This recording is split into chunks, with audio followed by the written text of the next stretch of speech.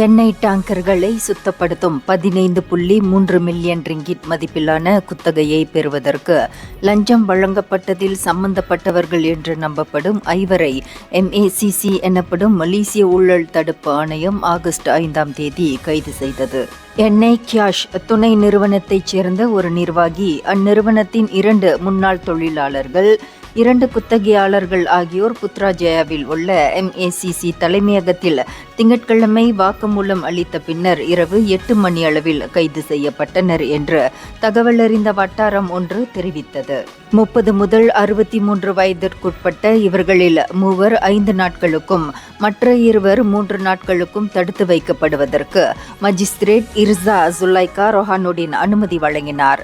3 ஆண்டுகளுக்கு முன் இந்த ஊழல் சம்பவம் நிகழ்ந்தது. இந்த ஊழல் தொடர்பான புலன் விசாரணையை MACC தற்போது தீவிரப்படுத்தியுள்ளது. இதன் தொடர்பில் 5 கைது செய்யப்பட்டிருப்பதை MACC சிறப்பு நடவடிக்கை பிரிவு சீனியர் இயக்குனர் டத்தோ அஸ்மி கமருசமான் உறுதிப்படுத்தினார்.